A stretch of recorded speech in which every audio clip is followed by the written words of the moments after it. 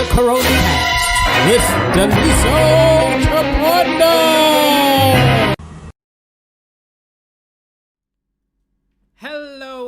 Hello, and welcome to the Corona Cast comedy show. If this is your first time tuning in, this is a show where I, Daliso Chaponda, stand-up comedian with no audience because of lockdown and coronavirus and so on, has been entertaining you ever since March. Can't believe it, since March. I thought, and I think we all thought, it would be a few months. Today's episode is an episode where we consider what will happen if Donald Trump does not leave. What will happen if Trump decides not to leave? A lot of people think it's not possible, but trust me, I'm from an African country. I've grown up in Africa. Trust me, it happens. In fact, I will tell you that in most African countries, when we have an election, we don't tell people the results immediately. It's like after people find out they're pregnant.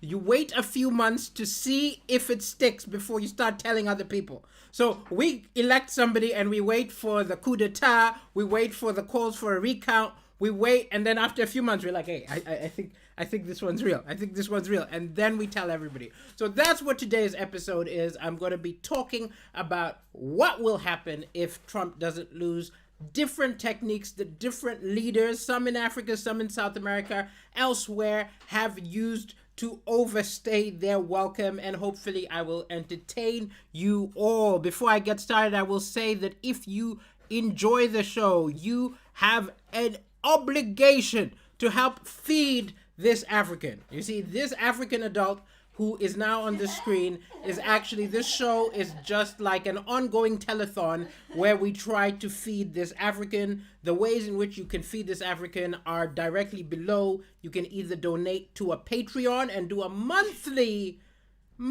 donation, right? For $1 a month, you can make sure that this African eats, and for $5 a month, he will even occasionally, get a lap dance. Okay, so that's what we're saying. And then similarly, ladies and gentlemen, you can do a once-off donation to this poor African if you go to kofi.com/Daliso Chaponda. I would never get tired of you saying, feed this poor adult African. I would never get As tired. you see, we got a cosign for the feeding the African. But now to the episode. Just, the way it's going to work is I will do, this one's going to be a short episode, around 25 minutes. I'm going to do around 10-15 minutes outlining some of the ways in which Trump could overstay his welcome. Then we'll have a short intermission where I will talk to all of you. So if you have any questions, if you have any comments, they will all be dealt with in the intermission. So please be an interactive audience. You find something funny, LOL. You have any questions, ask away, and I will get to you. And then, ladies and gentlemen, we will have the second half. Okay, ladies and gentlemen, let's get started with the show. So, as practically everybody knows, because everybody knows, media outlets worldwide declared Biden the winner of the American election a few days ago. Okay, Trump loser. However, Donald Trump does not seem to agree with this and has been posting all over Twitter and taking into every single microphone he can find, saying that I won, it was rigged, they stole this election, these were illegal. So there's uncertainty about what happens. Okay, there's uncertainty about what happens, and to help you all deal with it, I'm going to talk to you about the different ways in which leaders all over the world have overstayed their welcome, and the ways in which Trump might do this. Okay, so what do you do if a leader doesn't go? Okay, what if they just decide, I'm not going, okay, I'm sticking around, this is where I live. Imagine it's like at the party, right? I'm sure some of you have had that guest at the party who just doesn't leave. Everybody's had their drinks, everybody's had their snacks, everybody's left one by one, and there's just one person who sticks around at the party saying, yo man, here's another story, yo man. And even worse is when they're heartbroken and they're just crying in a husk, and you have tried so many subtle hints that they should leave and they just don't go. I could see it happening like that with Trump. People making subtle hints that he should leave the White House, changing the furniture, right? There could even be like a new president moving in and he's still just chilling there saying, fraud, I'm the real one. So what do you do? Okay. You may have heard of the song, The Hotel California, right? The Hotel California, which has the lyric, you can check out any time and place, but you can never leave. Some human beings, some people are the human embodiment of the Hotel California. Okay, so what do you do? Ladies and gentlemen?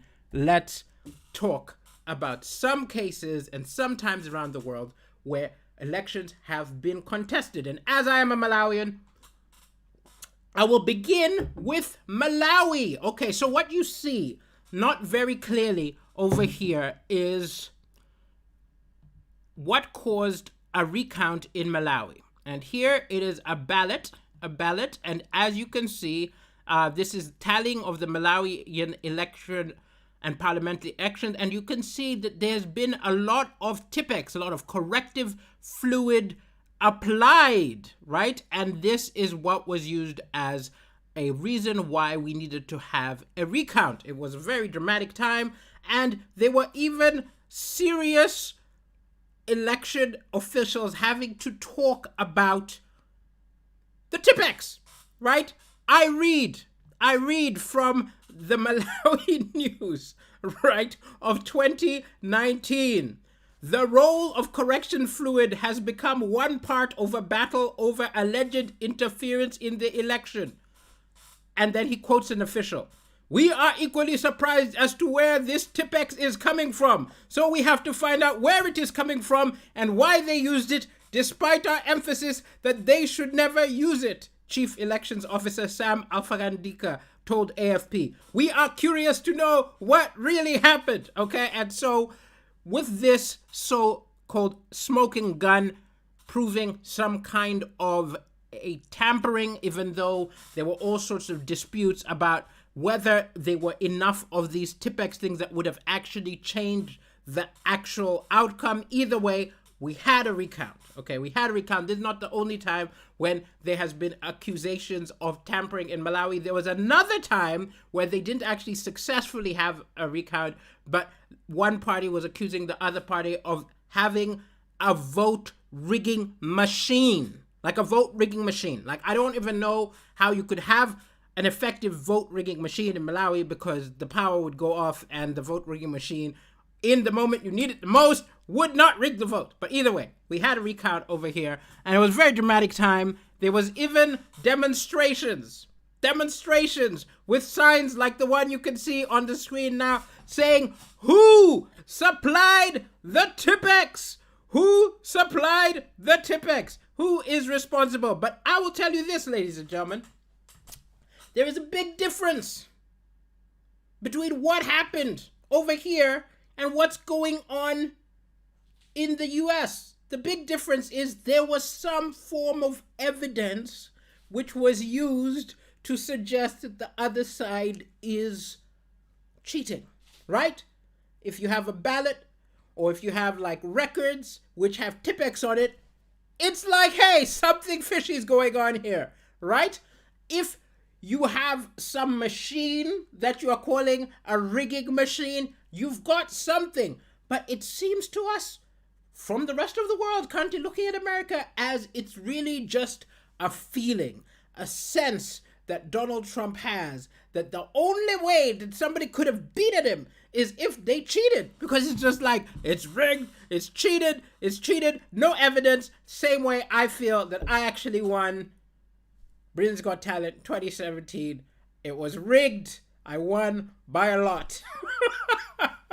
Actually. So let us keep going, ladies and gentlemen. And also keep in mind that politics is very complicated. Okay? This is another thing which people often don't realize, that sometimes politicians are playing 4D chess, because there's also a possibility. I'm not saying it's in this case or it's been in any of the cases I've brought up, but consider this. Imagine you are losing an election and you want another shot at it. And you get some of your followers, right, to create rigged ballots in your favor or in their favor, and you get them distributed around, and you take photos and films of it, and you say, look, somebody's trying to rig the election, and you use that as a pretext, even though you are the person doing it. You just have to understand, not everything you see in politics is what you expect too. So there's also the fact that even if there was manipulation, you could not be sure where the manipulation came from. Okay, let's move on, ladies and gentlemen, to the next case. So we have dealt with the situation where there has been accusations of fraud and they go to the courts, right? They go to the courts. This is one of the classics. They go to the courts. That's sort of what seems to be going on in the US. However, this is not the only kind of strategy where politicians just don't go. And the other one is they can simply just say, I'm not going, right? I'm not going, okay? For example, take into account, right, the picture which we have over here, right, where a leader uses a crisis as an excuse to overstay their welcome, where they use something like a terrorist attack or a crisis of some sort, right? So, of course, Adolf Hitler, the case which we see, Reichstag fire, blames people and uses the fact that there's been this attack as a way to suspend the constitution and seize power. Same tactic used by Alexander of Yugoslavia. Loads of people have used this technique, okay? Now, you don't really need to worry about this, right? Because Trump couldn't just do this, right? And use a crisis as an excuse. Because it's not like we are currently in a global crisis, which could be a pretext for saying we need to suspend the transfer of power. No, it's you know, we would need a phenomenally huge global crisis in order for that sort of logic to be used. Okay, ladies and gentlemen, we're going to have a short intermission before I barrel on. So let me take a look at the chat and see what everybody has got to say today. Okay, let's take a look at the chat. Let's see what's going on. Hello, ladies and gentlemen. Okay, what have we got here? Hello, Michael Pegg. Hello, Black Girl Magic. Good to have you in the hello, Jurishi. Long time no see. You are very, very welcome. I'm glad I always make you laugh, Joker Memer. You are very, very welcome over here. And hello to you, Sarah Hall. Hello, Chelsea's gone for a run, but she says hi to you back, I'm sure. Okay, sorry. Let's see what you're doing. Sarah Hall, there's a lot of Mickey taking about Trump on Twitter and Facebook. I am sure everybody is laughing at him, and he is always going on about how, oh, they're making America a laughing stock. No, they aren't. You are, sir. Okay. Yes, I'm a fan of lap dances. Our Doppelgang, but alas, because of COVID, they are not possible. Okay, let's keep going. Ladies and gentlemen, you're watching me from Zambia. Good to have you here. You know a lot, as we do, that the winner of election is not necessarily the real person who wins elections. Good to have you in the hair. One Zambia, one nation, one railway, no station. Good to have you in the house. Good. Oh, so most people are just chatting, saying hello. I don't see any questions. Michael Pegg says Hitler, question mark. Yes, that was Adolf Hitler in the image at that point. Someone who used a constitutional crisis, a crisis to declare the dissolving of constitution and seized power. Okay, hello from Italy. Good to have you in the house. Is English my first language? You could say it is. I mean, Malawi has a Chichewa is the first language, but because when I was born, we were refugees, we were in exile, and we were bouncing around the place. I was going to schools outside Malawi. So even though my family's first language was Chichewa, mine was always English because I was learning English in all of these different countries. And the first time I actually set foot in Malawi, I was 11. So that's a little bit of biography. Okay, ladies and gentlemen, let's keep going. And Michael Pegg asks, what app do I use when I go live? This, what you're watching, is in OBS, Open Broadcasting Studio, I think it is called. Okay, ladies and gentlemen, back to the show. Let's keep going. There are other situations where the leader just refuses to go. Okay, one example, not the one in the picture, is in 1874, a Texas governor locked himself in the basement of the state capitol after losing his re-election bid. He claimed that the election was tainted with fraud, sound familiar, right? And refused to leave, and literally he had to be dragged out. The next day, Davis, the winner, requested federal troops, and Davis was the person who was in the bunker, asked for state troops. Nobody gave him state troops, and then he was eventually forced to step down. So this is the sort of thing that can happen, right? Someone can just say, I'm not leaving. And it's the kind of behavior you could kind of expect from Trump, right? But there are other factors. And then, of course, in the picture is a classic Robert Mugabe, right? Robert Mugabe, who was like president forever, just not going, no matter what. I even used to do a joke about how people know I did Britain's Got Talent. I initially wanted to do Zimbabwe's Got Talent, but I realized no matter how many people voted, Robert Mugabe always won, right? Nobody could ever beat this man in an election. He always held on to power, and it was only eventually when, as he aged, the military lost faith in him, they essentially came and told him he has to leave. But even that wasn't smooth, because when the military sort of showed up and said that he needs to leave, he did a resignation speech. But in the resignation speech, he didn't resign. He just started telling stories, going on little tangents, and he didn't resign. And they had to have another chat with him, and then he had to do a rerun and actually do his resignation speech. So he is one of the cases where he never would have left if it wasn't for the military turning against him, right? A very complicated man. Okay, let's keep going. And also, let me say, I've talked to you about cases where there is some tampering of votes, which is accused, and there's a recount, a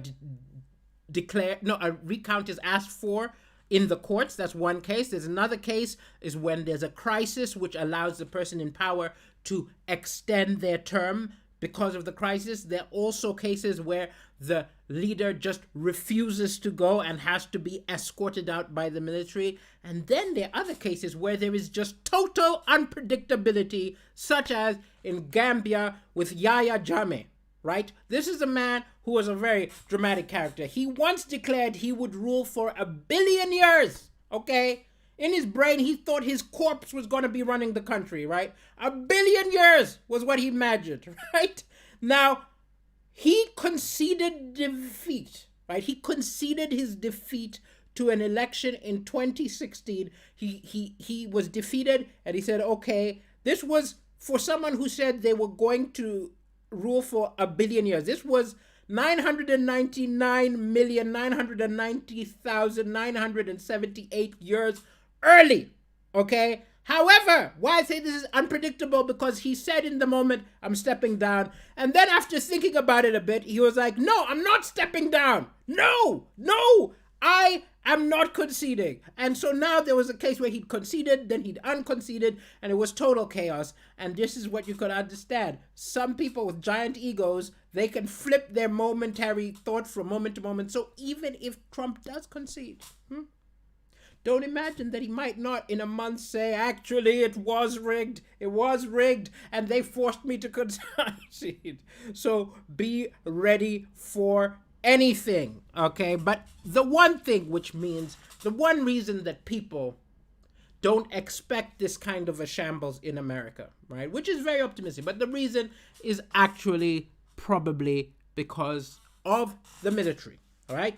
the only time that any of these people who I am speaking of anywhere in the world have actually succeeded in staying in power is when they have had the military backing them, the military believing in them, and the military not backing the other party. Because really, the guns is where the power is, right? So only if the military believes you to the point that they're willing to risk their lives for you are you able to extend your term. And Trump is not necessarily beloved by the military. Maybe Biden isn't, but neither of them are beloved to the point that people going, I'm going to die for you to stay in power for a few more years. That is what is currently seems to be the case. However, this does not mean that him hanging on to power might not create a lot of chaos and undermine a lot of faith in the American democracy from the side which lost, because a lot of them will believe it was rigged. And look, America, I want to end the CoronaCast on a hopeful message. Look, America, okay? You had an election. You have all of these allegations, all of this chaos could be easily avoided. Okay, so next time you have an election, please remember that Malawi, who have been through many such situations, we offer you some monitors. Okay, we will send you some election monitors to oversee your election and make sure that you have a smooth transition. Keep that in mind. This has been the CoronaCast Comedy Show. Thank you, everybody, for tuning in. Tomorrow night, there will not be a CoronaCast Comedy Show because I am doing a show. I'm doing a show for Red Imp Comedy. It is an online show. It's a Zoom show. You can buy tickets. I will retweet the link after this show on my socials. But it's Red Imp Comedy. If any of you want to watch that, that is why I will not be doing a CoronaCast Comedy tomorrow. And then I will be back on Wednesday with another CoronaCast Comedy. Thank you for tuning in. Have a wonderful night. This has been Daliso Chaponda, CoronaCast